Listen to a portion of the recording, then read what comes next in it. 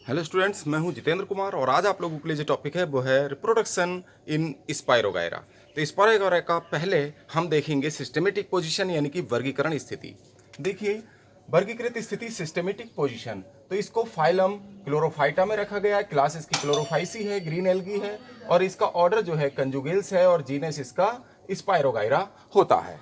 तो स्पाइरोगायरा का जो अगर हम किंगडम है तो किंगडम तो प्लांटी होगा, आप लोगों को जानकारी है ही इसकी। सभी जितने भी ग्रीन प्लांट्स एंड एल्गी हैं, टेरिडोफाइट, ब्रायोफाइट्स, इनको सबको किंगडम प्लांटी में रखा गया है। और इनका जो सब किंगडम है, अगर हम सब किंगडम की बात करें तो वो थैलोफाइटा है, क्योंकि ये थैलस लाइक स्ट्रक्चर होते हैं, क्योंकि इनमें जड़, तना, पत्ती आदि नहीं पाए जाते हैं। लेकिन चलिए, वर्गीकरण का काम इतने से ही चल जाता है कि phylum Chlorophyta, class Chlorophyceae, order Conjugales और जीनस इसका स्पाइरोगायरा, और स्पाइरोगायरा की अनेक प्रजातियां पाई जाती हैं जिनके बारे में हम डिस्कस करेंगे। अब देखिए, स्पाइरोगायरा का रिप्रोडक्शन, इसका रिप्रोडक्शन से पहले हम देखेंगे इसकी वेजिटेटिव स्ट्रक्चर। तो स्पाइरोगायरा का जो फ्लामेंट्स होते हैं, ये फ्लामेंट सीधे होते हैं, और इसके जो फिलामेंट की सारी सेल्स जो हैं वो क्या होती हैं, आयताकार होती हैं। सभी कोशिकाएं इसकी आयताकार होती हैं। देखिएगा, सभी सेल्स क्या होंगी, आयताकार होंगी, रेक्टेंगुलर होंगी। और इसके अंदर जो क्लोरोप्लास्ट है वो फीते नुमा पाया जाएगा। फीते नुमा क्लोरोप्लास्ट होता है, जैसे रिबन लाइक, यानी रिबन लाइक शेप्ड होता है। रिबन जैसी संरचना इसके क्लोरोप्लास्ट की होती है। यूलोथ्रिक्स में आप लोगों ने जो पढ़ा था उसमें जो क्लोरोप्लास्ट था वो कैसा था, ग्रिडल शेप्ड होता है। और इसमें जो क्लोरोप्लास्ट है वो कैसा है, फीते नुमा है, फीते की तरह होता है। तो ये फीते नुमा क्लोरोप्लास्ट है, और इस क्लोरोप्लास्ट पर प्रोभूजक पाए जाते हैं, यानी कि पायरिनॉइड्स पाए जाते हैं। ये यहाँ पर क्या होगा, इस पर थोड़ी थोड़ी दूरी पर, समान दूरी पर क्या पाए जाते हैं, कुछ डिस्टेंस पर पायरिनॉइड्स पाए जाते हैं। ये क्लोरोप्लास्ट हुआ, क्लोरोप्लास्ट यानी कि हरित लवक। और दूसरा, इसमें ये पायरिनॉइड्स पाए जाते हैं। और जो पायरिनॉइड्स का जो काम होता है, पायरिनॉइड्स क्या है, स्टार्च फॉर्मेशन का काम करते हैं। ये स्टार्च बनाने का काम करते हैं। स्टार्च फॉर्मेशन यानी स्टार्च का निर्माण करना, एंड कलेक्शन, और उसका संग्रह करना, स्टोरेज भी करते हैं। स्टार्च फॉर्मेशन एंड स्टार्च का स्टोरेज करने का काम इनका होता है, पायरिनॉइड्स का। इसके अलावा प्रत्येक सेल में एक केंद्रक होता है, प्रत्येक कोशिका में एक केंद्रक भी पाया जाता है, इसको न्यूक्लियस कहते हैं। ये न्यूक्लियस है प्रत्येक कोशिका में, और इसका जीव द्रव्य, और बाकी इसके चारों ओर जीव द्रव्य प्रत्येक सेल में, साइटोप्लाज्म यानी कि कोशिका द्रव्य उपस्थित होता है। ये संरचना स्पाइरोगायरा की हो गई कायिक संरचना यानी वेजिटेटिव स्ट्रक्चर। अब आता है, देखिए, इसमें रिप्रोडक्शन की बात करते हैं कि तो इसमें रिप्रोडक्शन कितनी विधियों से पाया जाता है। तो रिप्रोडक्शन में पहला, हम रिप्रोडक्शन की बात करें, रिप्रोडक्शन, तो रिप्रोडक्शन इसमें तीनों विधियों से पाया जाएगा, वेजिटेटिव, एसेक्सुअल एंड सेक्सुअल। ये तीन विधियां होती हैं रिप्रोडक्शन की, पहली, दूसरी और तीसरी। तो ये तीनों विधियों से रिप्रोडक्शन पाया जाता है, वेजिटेटिव रिप्रोडक्शन, और एसेक्सुअल रिप्रोडक्शन, और सेक्सुअल रिप्रोडक्शन। ये तीनों विधियां सभी शैवालों में पाई जाती हैं। वेजिटेटिव, एसेक्सुअल और सेक्सुअल रिप्रोडक्शन सभी एल्गी में पाया जाता है, मोस्टली साइनोफाइसी को छोड़कर। साइनोफाइसी के मेंबर्स में, मिक्सोफाइसी में, जिन्हें ब्लू ग्रीन एल्गी हैं, उनमें सेक्सुअल रिप्रोडक्शन नहीं पाया जाता। उनमें बैक्टीरिया की तरह जेनेटिक रिकॉम्बिनेशन पाया जाता है। चलिए, उनकी बात हम बाद में कर लेंगे जब आएगा टॉपिक। लेकिन ज़्यादातर ब्लू ग्रीन एल्गी को छोड़ करके, यानी कि नीले हरे शैवाल जो मिक्सोफाइसी या साइनोफाइसी के मेंबर्स होते हैं क्लास के, तो उन मेंबर्स को छोड़ करके सभी शैवालों में जो रिप्रोडक्शन है वो वेजिटेटिव, एसेक्सुअल और सेक्सुअल पाया जाता है। केवल ब्लू ग्रीन एल्गी को में ये नहीं पाया जाता, इसकी जगह जेनेटिक रिकॉम्बिनेशन पाया जाता है। तो देखिए, सबसे पहले करते हैं वेजिटेटिव रिप्रोडक्शन की बात।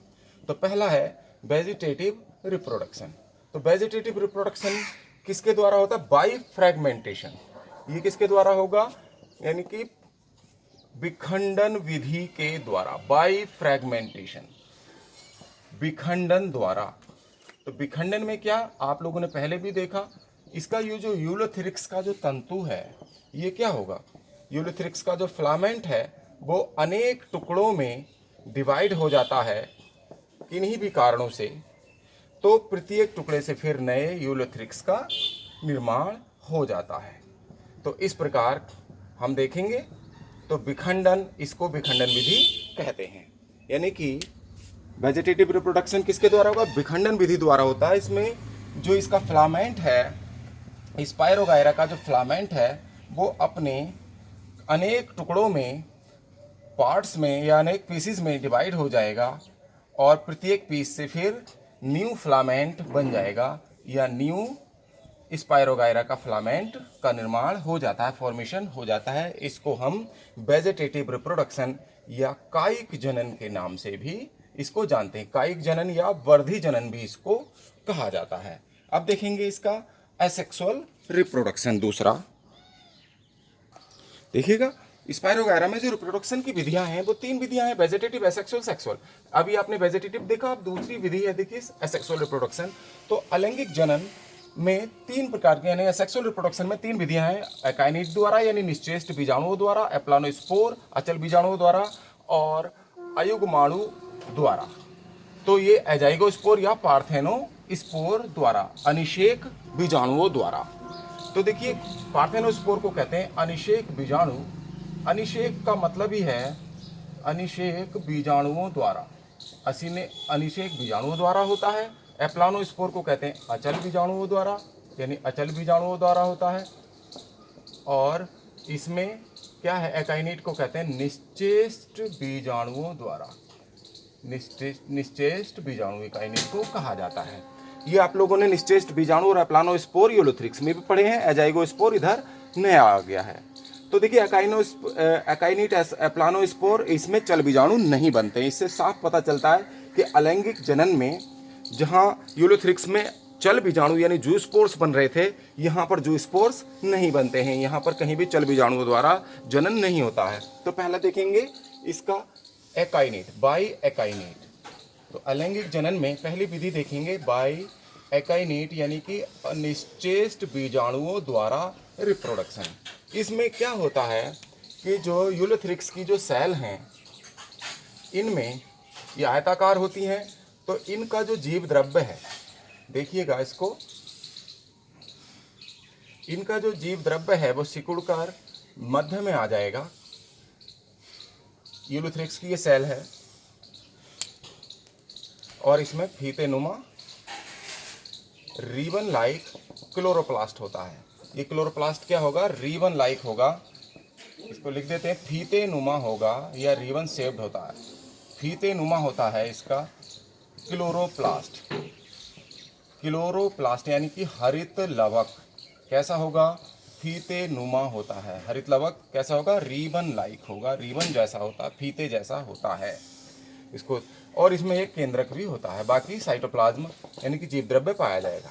नेक्स्ट स्टेज में क्या होगा, इसका जीव द्रव्य क्या होगा, सिकुड़ कर मध्य में आ जाता है। जब जीव द्रव्य सिकुड़ कर मध्य में आ जाता है एकाइनेट, तो इसके चारों ओर क्या होता है, बहुत ज़्यादा इसके चारों ओर बहुत मोटी थिक वाल बन जाती है, एक मोटी भित्ति बन जाती है जो सेलुलोज, या तो सेलुलोज से बनी होती है या सेलुलोज तथा पैक्टिक पदार्थ से, पैक्टिन से बनी होती है। ये मोटी भित्ति बन जाएगी, थिक वाल बन जाती है। प्रतिकूल परिस्थितियों में थिक वाल बन जाएगी। और ये किस चीज़ से मिली होगी, सेलुलोज। सेलुलोज की तो कोशिका भित्ति सभी सवालों की होती है, इसमें पैक्टिन भी मिला होता है। थोड़ी मात्रा में पैक्टिन भी हो सकता है, सेलुलोज की भी हो सकती है और दोनों से मिलकर बनी हो सकती है। तो बाहर की ओर पैक्टिन होगा, अगर होगा तो इसमें बाहर की ओर पैक्टिन होता है और अंदर की ओर सेलुलोज होता है इसकी कोशिका भित्ति में। तो ऐसे जो संरचनाएं बनती हैं तो इनको क्या कहते हैं, एकाइनेट कहा जाता है। और एकाइनेट अनुकूल परिस्थितियां आने पर, जब फेवरेबल कंडीशंस आती हैं, अनुकूल परिस्थितियां जब आएंगी तो ये जर्मिनेट होकर, ये क्या होता है, जर्मिनेट हो जाएंगे। और जर्मिनेट होकर क्या होता है, न्यू थैलस का निर्माण करेंगे या नए स्पायरोगायरा के फिलामेंट का निर्माण कर देते हैं। अब आता है देखिए सेकंड जो है एप्लानोस्पोर। सेकंड इसका जो एसेक्सुअल रिप्रोडक्शन का है वो है बाय एप्लानोस्पोर, यानी कि अचल बीजाणुओं द्वारा रिप्रोडक्शन बाय एप्लानोस्पोर। एप्लानोस्पोर में क्या होता है कि प्रत्येक कोशिका में ये और आसान है, ये आयताकार कोशिकाएं ही होती हैं और इसके अंदर रिबन लाइक क्लोरोप्लास्ट होता है। तो इसमें क्या होगा, इसमें सारा जीव द्रव्य सिकुड़ कर बीच में आ जाएगा और इसके ऊपर एक मोटी भित्ति बन जाती है, एक वाल बन जाएगी इसके ऊपर। ये एकाइनिट से बहुत पतली होती है तो एक वाल बन जाएगी और सारा जीव द्रव्य सिकुड़कर मध्य में आ जाता है। तो इसको क्या कहते हैं, एप्लानोस्पोर। ऐसी संरचना को एप्लानोस्पोर कहा जाता है, अचल बीजाणु। और ये कोशिका से बाहर आकर जर्मिनेट होकर फिर से नए थैलस का निर्माण करेंगे। इस प्रकार ये रिप्रोडक्शन अचल बीजाणुओं द्वारा कंप्लीट हो जाता है। अब आता है देखिए तीसरा बाई पार्थेनोस्पोर या बाय एजाइगोस्पोर। तो तीसरा देखते हैं बाय एजाइगोस्पोर या पार्थेनोस्पोर। पार्थेनोस्पोर द्वारा हम देखेंगे रिप्रोडक्शन। तो पार्थेनोस्पोर में यानी कि अनिषेक बीजाणुओं द्वारा, अनिषेक का मतलब ही है कि ऐसे बीजाणु, कई बार जब आसपास की कोशिकाएं होती हैं इसकी, तो इनमें पास की कोशिकाओं में मान लीजिए मेल और फीमेल गैमीट्स बने। इसमें मेल गैमीट बना जीव द्रव्य के सिकुड़ने से और यहाँ फीमेल गैमीट बन जाता है इनके सिकुड़ने से पास की कोशिकाओं में। तो ये जब मेल गैमीट इधर जाएगा, दूसरी कोशिका में जाता है इससे जुड़ने के लिए, तो ये गैमेटेंजियम में ना जाकर, गैमेटेंजियम में पहुंचने के बाद ये जुड़ता नहीं। यहाँ देखिए पहुंचते हैं दोनों गैमीट आ गए यहाँ पर, तो ये कई बार संलयन नहीं हो पाता इनका। जब नहीं जुड़ते हैं ये, जब ये नहीं जुड़ेंगे तो और इनसे डायरेक्टली जर्मिनेट होकर, ये जब कोशिका से बाहर आकर जर्मिनेट होकर नए थैलस का निर्माण कर देते हैं। और इनका जब संलयन नहीं हो पाता और नए पौधे का निर्माण कर रहे हैं, तो ऐसी संरचनाओं को हम क्या कहते हैं, पार्थेनोस्पोर या एजाइगोस्पोर, ऐसी स्ट्रक्चर्स को कहा जाता है।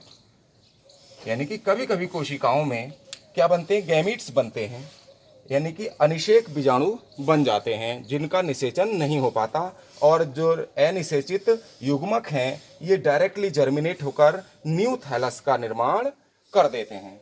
इसको कहा जाता है बाय एजाइगोस्पोर, यानी कि पार्थेनोस्पोर द्वारा रिप्रोडक्शन इस प्रकार हो जाता है। अब देखेंगे नेक्स्ट। अब आता है देखिए sexual reproduction in spirogyra. Spirogyra में जो सेक्सुअल रिप्रोडक्शन है, लैंगिक जनन, इसकी दो विधियां हैं, लेटरल कंजुगेशन पार्श्व संयुग्मन, और दूसरा है स्केलिफॉर्म और लैडर लाइक कंजुगेशन, यानी कि सीढ़ी नुमा संयुग्मन। तो पहला आया लेटरल कंजुगेशन यानी पार्श्व संयुग्मन। पार्श्व संयुग्मन तीन प्रकार से होता है स्पायरोगायरा में। पहला होता है इनडायरेक्ट लेटरल कंजुगेशन यानी अप्रत्यक्ष पार्श्व संयुग्मन। दूसरा होता है डायरेक्ट लेटरल कंजुगेशन यानी प्रत्यक्ष पार्श्व संयुग्मन। और तीसरा होता है टर्मिनल कंजुगेशन शीर्षस्थ संयुग्मन। ये तीन विधियों से संयुग्मन होता है। और संयुग्मन में क्या होता है, मेल और फीमेल गैमीट अलग अलग कोशिकाओं में बनते हैं। एक कोशिकाओं में यानी कि पास की दो कोशिकाओं में मेल और फीमेल गैमीट्स बनेंगे, यानी कि नर और मादा युग्मकों का निर्माण होता है, और दोनों नर और मादा युग्मक जुड़कर जाइगोस्पोर यानी कि जाइगोट का निर्माण करते हैं। और जाइगोट क्या है, फिर जर्मिनेट करके नए थैलस का या नए स्पायरोगायरा फिलामेंट का निर्माण कर देता है। तो देखिए पहला देखेंगे इनडायरेक्ट। इनडायरेक्ट में क्या होता है, जो दो पास की कोशिकाएं हैं, ये स्पायरोगायरा की दो पास की कोशिकाएं हैं, तो इनका जो जीव द्रव्य है, पास की कोशिकाएं, और इनका जो जीव द्रव्य है वो ये स्पायरोगायरा की दो सेल हैं। तो इनमें क्या होगा, इनका जो जीव द्रव्य है पास की कोशिकाओं का सिकुड़कर मध्य में आ जाता है। सिकुड़कर दोनों कोशिकाओं का जो जीव द्रव्य है वो सिकुड़कर मध्य में आ जाएगा। स्पायरोगायरा फिलामेंट का स्पायरोगायरा फिलामेंट, और एक मध्य में आ जाएगा, और दोनों में मध्य में आकर एक भित्ति बन जाएगी, जीव द्रव्य सिकुड़कर आ जाएगा। और इनके जो पास पास की कोशिकाएं, जहाँ पर ये वाल है, दोनों कोशिकाओं को अलग करने वाली, पृथक करने वाली जो सेप्टा है, तो ये जो वॉल है या तो सेल वॉल या सेप्टा, यहाँ के पास से इसकी जो सेल वॉल है वो क्या होता है, दोनों ओर से ऊपर की ओर क्या हो जाता है, थोड़ा सा उभार, आउट ग्रोथ आ जाते हैं इसमें, यानी कि थोड़ी सी वृद्धि हो जाती है, आउट ग्रोथ आ जाते हैं। और यहाँ जिन कोशिकाओं में ये हो रहा है, एक मेल गैमीट की तरह काम करता है, ये मेल गैमीट एंजियम की तरह काम करता है, जिसमें मेल गैमीट बनते हैं, मेल गैमीट एंजियम, जिसमें गैमीट बनेंगे उसको गैमीट एंजियम कहते हैं, और जिसमें एप्लानोस्पोर बनेंगे एप्लानोस्पोर एंजियम, और जिसमें जूस्पोर बनते हैं जूस्पोर एंजियम। लेकिन यहाँ स्पायरोगायरा में जूस्पोर्स नहीं बनते, यूलोथ्रिक्स में आप लोगों ने देखा। तो मेल गैमीट एंजियम और ये फीमेल गैमीट एंजियम, फीमेल गैमीट एंजियम। तो दो गैमीट एंजियम आसपास बन जाती हैं, आसपास की कोशिकाएं जो है वो गैमीट एंजियम की तरह व्यवहार करने लगती हैं और इनमें गैमीट्स बनते हैं। ये मेल गैमीट बन जाता है, मेल का निशान है मेल गैमीट, और ये फीमेल गैमीट बन जाता है, ये फीमेल का निशान है। तो मेल और फीमेल गैमीट इस प्रकार इनमें बन जाते हैं, मेल गैमीट और फीमेल गैमीट बने।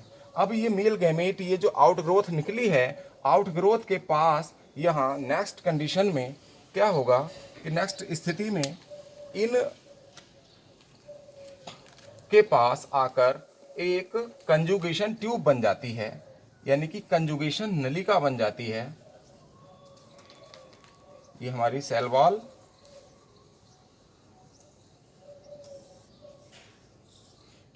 और यहाँ फीमेल गैमीट हुआ, और इधर मेल गैमीट। मेल गैमीट यहाँ कंजुगेशन एक ट्यूब बन जाती है, और मेल गैमीट यहाँ से क्या होता है, एक नुकीला पार्ट बनकर इसको भेद कर, या तो ये मेल गैमीट ही भेदता है इस दीवार को, सेप्टा को, इसको भेद कर क्या होता है, इस कंजुगेशन ट्यूब से निकलकर फीमेल गैमीट की तरफ आ जाता है।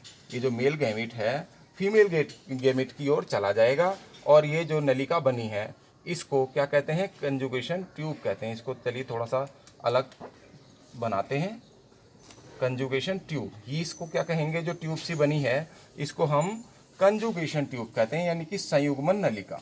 तो संयुग्मन नलिका बनने से, संयुग्मन नलिका में से होकर क्या होता है, मेल गैमीट, जो गैमीट जाता है वही मेल गैमीट कहलाता है। मेल गैमीट इसमें से इसको भेद कर, इसकी संयुग्मन नलिका का निर्माण मेल गैमीट कर देता है, ये अपने आप बन जाती है। तो ये भेद कर क्या हो जाता है, फीमेल गैमीट की ओर चला जाता है। तो देखेंगे फीमेल गैमीट की ओर ये यहाँ से चला जाएगा और जुड़कर जाइगोट का निर्माण करता है। यहाँ से जाने के बाद इसके साथ जुड़कर ये जाइगोस्पोर या जाइगोट बना देता है। ये जाइगोस्पोर का निर्माण कर दिया इसने, और जाइगोस्पोर क्या होता है, फिर बाहर आकर कोशिका से जर्मिनेट करके ये जर्मिनेट हो जाएगा, और जर्मिनेट करके अंकुरित होकर ये नए स्पायरोगायरा फिलामेंट का निर्माण कर देता है। इस प्रकार ये इनडायरेक्ट लेटरल कंजुगेशन कंप्लीट हो जाता है। अब देखेंगे डायरेक्ट लेटरल कंजुगेशन। अब दूसरी विधि आती है लेटरल कंजुगेशन की, यानी पार्श्व संयुग्मन की डायरेक्ट लेटरल कंजुगेशन। इनडायरेक्ट पढ़ा आपने, जो पास पास की दो कोशिकाएं, डायरेक्ट में ये होता है जो पास पास की कोशिकाएं होती हैं, ये हमने बनाया इसका फिलामेंट। तो इसमें जो पास पास की दो कोशिकाएं हैं, केंद्रक, तो पास पास की कोशिका, एक कोशिका मेल गैमीट एंजियम की तरह व्यवहार करने लगती है, मेल गैमीट एंजियम, और दूसरी फीमेल गैमीट एंजियम की तरह व्यवहार करने लगती है।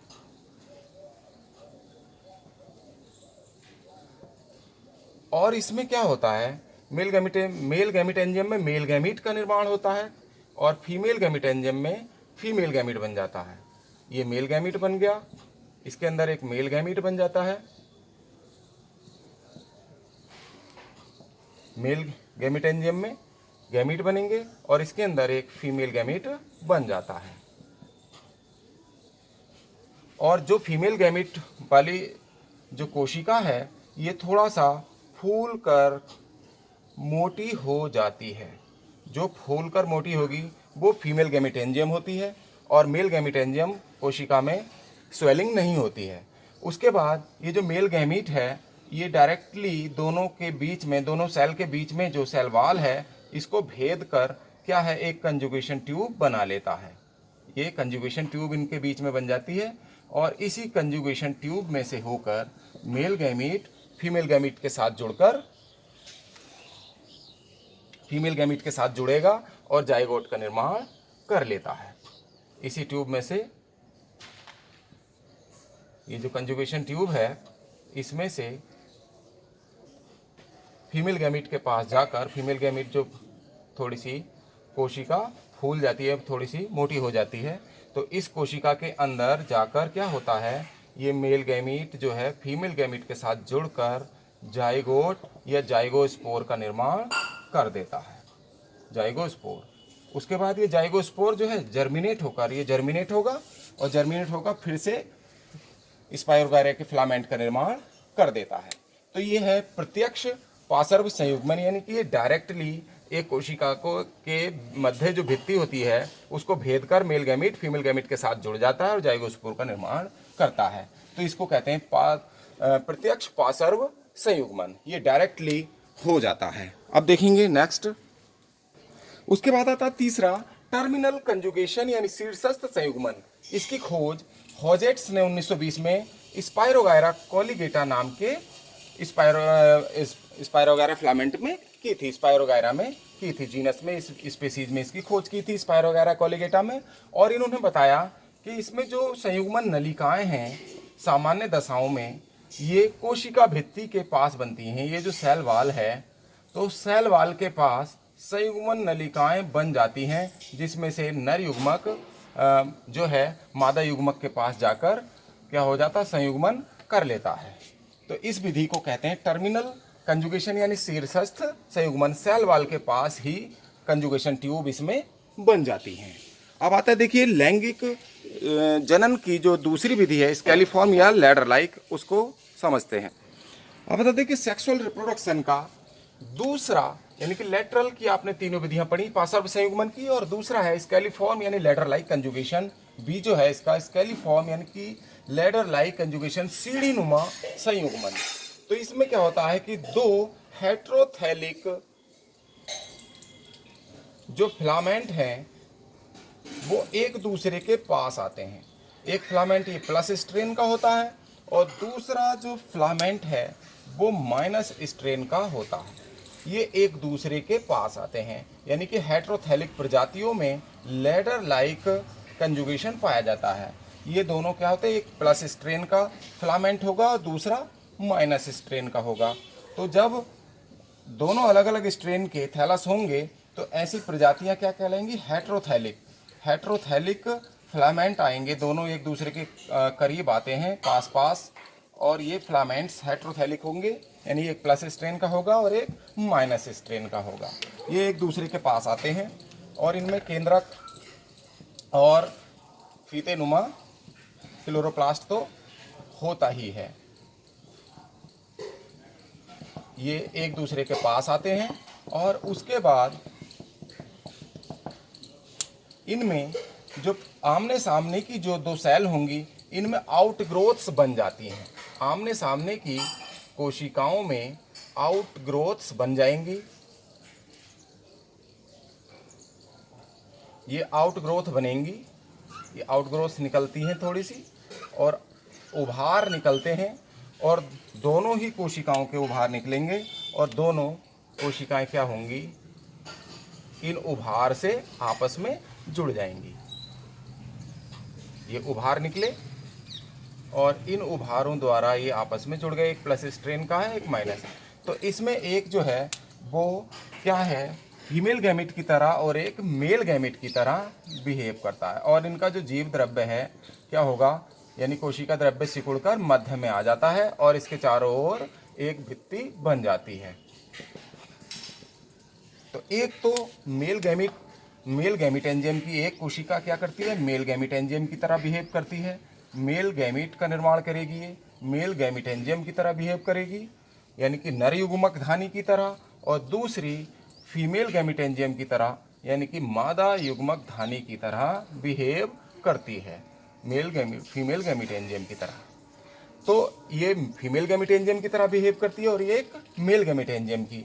मेल गैमीट एंजियम में क्या बनते हैं, मेल गैमीट बनते हैं, यानी कि मेल गैमीट बनेंगे, और फीमेल गैमीट एंजियम में फीमेल गैमीट बनते हैं। ये फीमेल का साइन हुआ और ये मेल का साइन होता है। तो यहाँ एक कोशिका बनती है और ये जो आउटग्रोथ निकली हैं इनको उभार या आउटग्रोथ्स कहते हैं। तो इनको यहाँ इनकी दोनों की भित्तियाँ क्या होती हैं आपस में, ये गलकर कंजुगेशन ट्यूब का निर्माण करती हैं। यहाँ देखेंगे नेक्स्ट में कि देखिए कंजुगेशन ट्यूब किस प्रकार से निर्माण होता है। ये कंडीशन हो गई। अब देखिए तीसरी कंडीशन में कंजुगेशन ट्यूब का निर्माण हो जाता है। ये सेल जो हैं आपस में जो जुड़ रही हैं ये कंजुगेशन ट्यूब बना लेती हैं। यहाँ कंजुगेशन ट्यूब बन जाती है।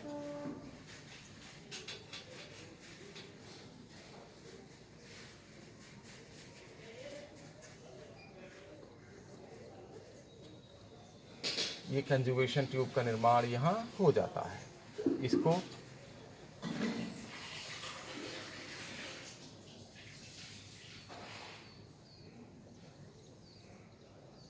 ये कंजुगेशन ट्यूब बन जाती है। इन उभार से ये भित्ति गल जाएगी और यहाँ कंजुगेशन ट्यूब बन जाती है, कंजुगेशन ट्यूब। और जब ये कंजुगेशन ट्यूब बन जाएगी तो जो मेल गैमीट है, ये मेल गैमीट जो है इसमें से बहकर या नुकीला बनकर इस कंजुगेशन ट्यूब में से क्या है, फीमेल गैमीट की ओर चला जाता है। ये फीमेल गैमीट है तो फीमेल गैमीट की ओर चला जाएगा और फिर जुड़कर नए एक जाइगोट यानी कि जाइगोस्पोर संरचना का निर्माण कर देता है। कंजुगेशन ट्यूब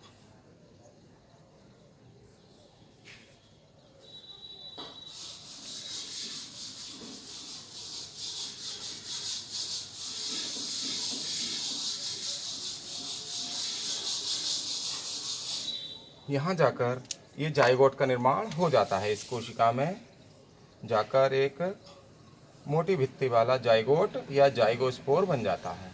ये दोनों जुड़ जाएंगे इधर जाकर और जाइगोस्पोर का निर्माण हो जाएगा और ये सेल क्या होगी, एम्प्टी हो जाएगी, खाली हो जाएगी। इसमें अब कुछ नहीं बचेगा, ये नष्ट हो जाती है। उसके बाद इस सेल को तोड़कर ये जाइगोस्पोर बाहर आ जाएगा।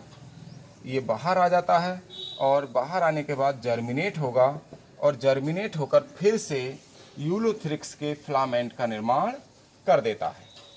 तो इस प्रकार स्टूडेंट्स ये टॉपिक यहाँ कंप्लीट हो जाता है। स्पायरोगायरम में रिप्रोडक्शन की सभी विधियाँ समाप्त हो गई। आज आप लोगों को ये टॉपिक कैसा लगा, पसंद आया, लाइक कीजिए, शेयर कीजिए और कमेंट बॉक्स में जाकर कमेंट करिए। जिन स्टूडेंट्स ने अभी तक हमारे चैनल को सब्सक्राइब नहीं किया है वो आज ही हमारे चैनल को सब्सक्राइब कर दें और बेल आइकन का बटन भी दबा दें, जिससे आने वाले वीडियोज़ की नोटिफिकेशन आपको समय से मिलती रहे। आपका बहुत बहुत धन्यवाद। आपका मंगल हो।